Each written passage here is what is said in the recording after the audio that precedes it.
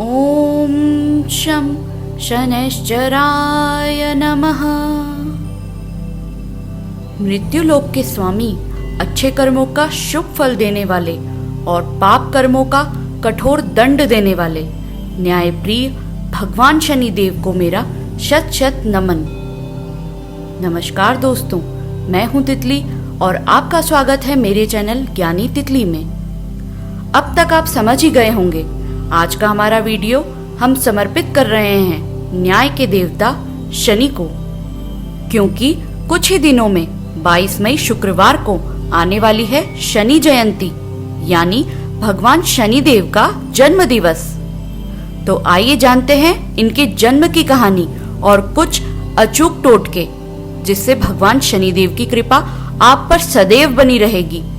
तो यह जानने के लिए मेरे इस वीडियो को अंत तक अवश्य देखें और अभी तक आपने मेरे चैनल को सब्सक्राइब नहीं किया हो तो मेरे चैनल को लाइक, शेयर और सब्सक्राइब तुरंत ही कर लें। स्कंद पुराण के अनुसार महर्षि कश्यप और अदिति के पुत्र सूर्यदेव का विवाह त्वष्टा की पुत्री संज्ञा से हुआ था।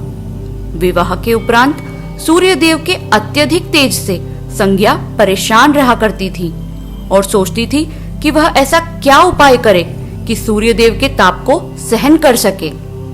कालांतर में संज्ञा की 3 संतानें हुई, वैवस्य, मनु, यम और यमुना। लेकिन इसके बाद भी संज्ञा सूर्यदेव के ताप को सहन नहीं कर पाती थी।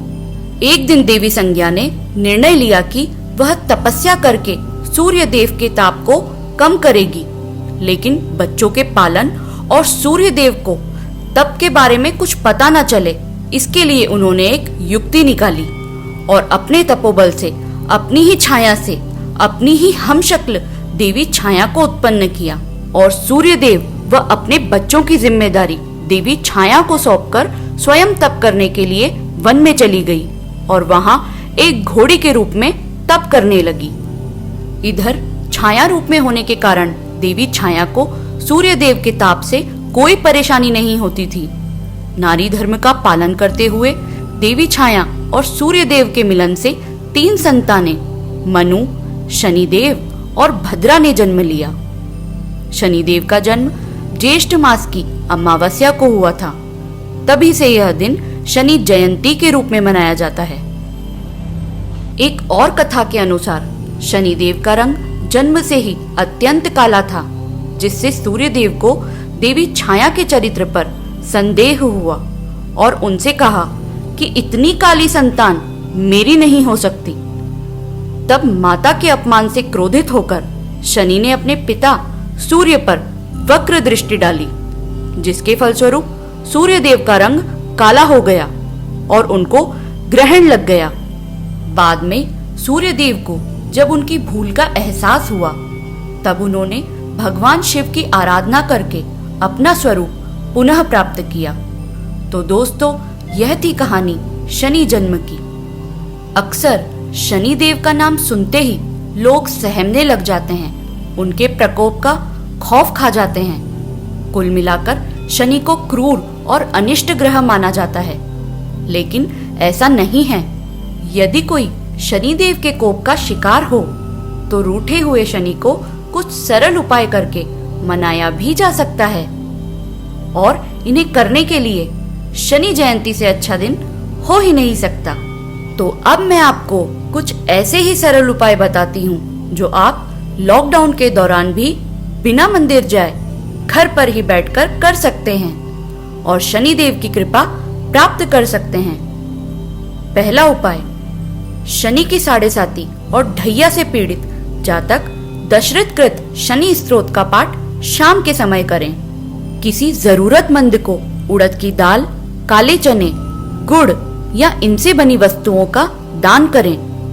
काले कुत्ते या कौवे को रोटी खिलाएं। काला तिल, आटा और शक्कर मिलाकर काली चींटियों को खिलाएं।